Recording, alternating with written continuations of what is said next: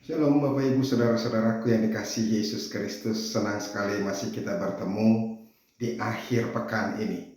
Kita akan menutup pekan ini dengan sukacita di dalam Tuhan ketika kita mendengarkan firman Tuhan.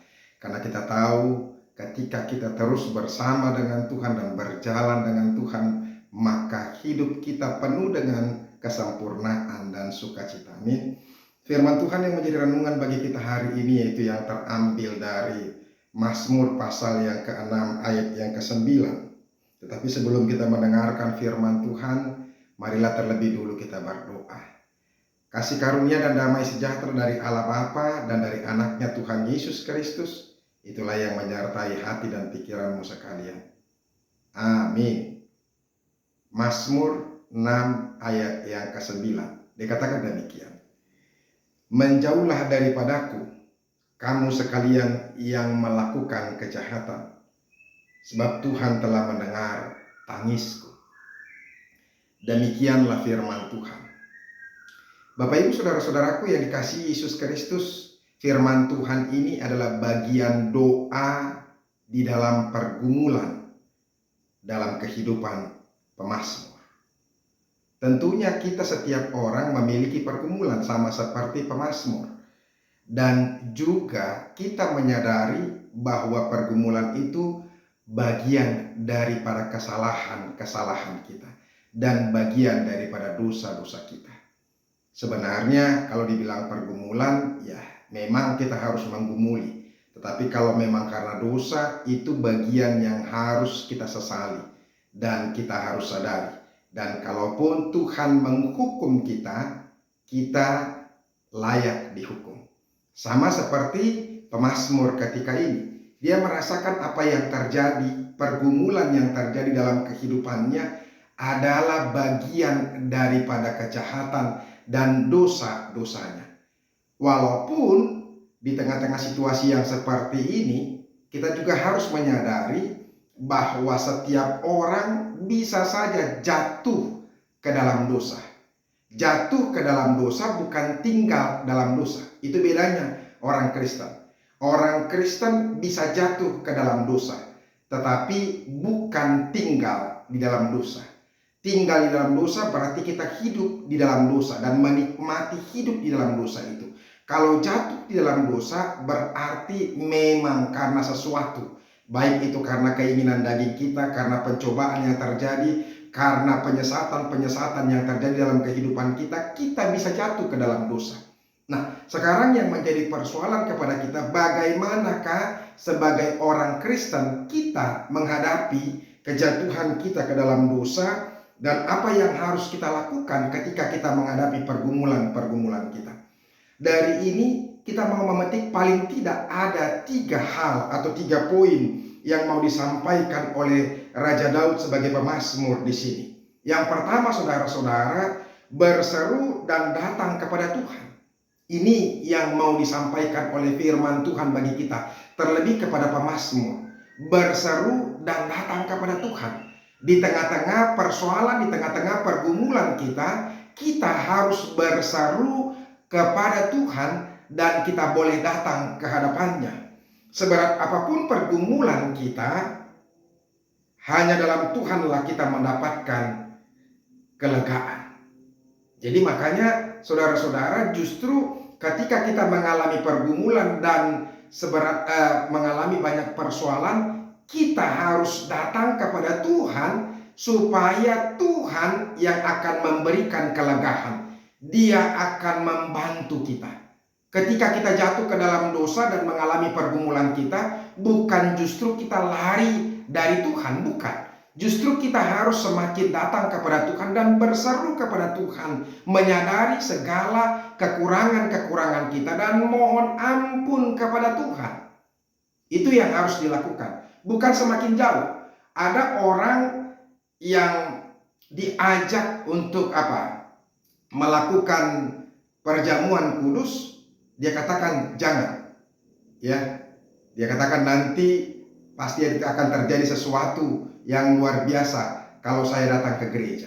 Artinya hal-hal yang aneh mungkin dia pikir itu boleh terjadi. Padahal justru salah. ketika kita melakukan dosa, ketika kita masih berada di dalam dosa, justru kita harus datang kepada Tuhan. Jangan ada yang berkata bahwa aku terlalu berdosa, aku terlalu jahat. Buat Tuhan tidak ada yang terlalu jahat.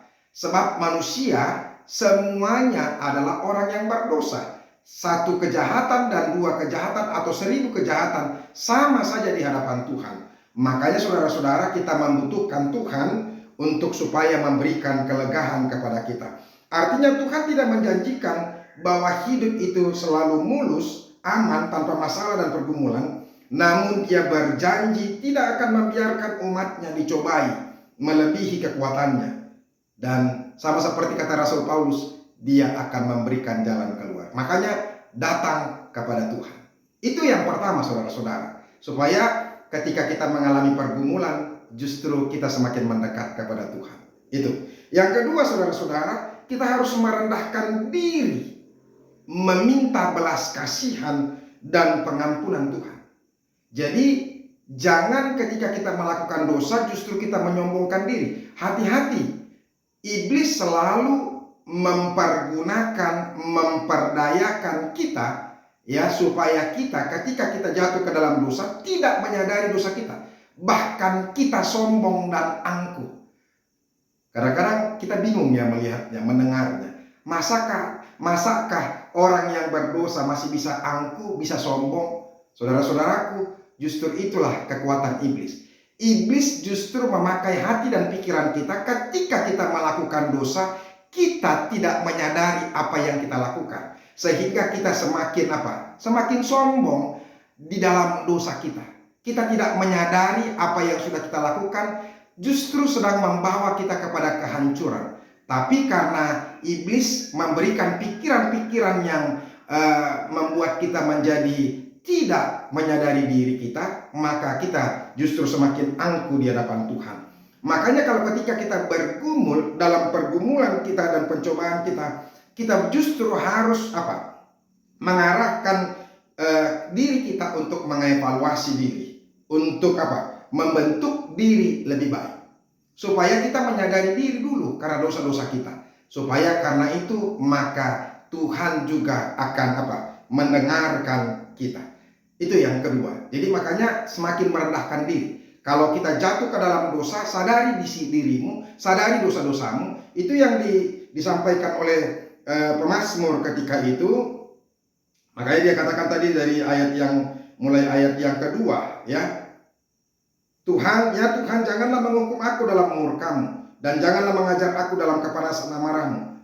Kasihanilah aku Tuhan, sebab aku merana. Sembuhkanlah aku Tuhan, sebab tulang-tulangku gemetar dan jiwaku pun sangat terkejut. Tetapi Engkau Tuhan, berapa lama lagi?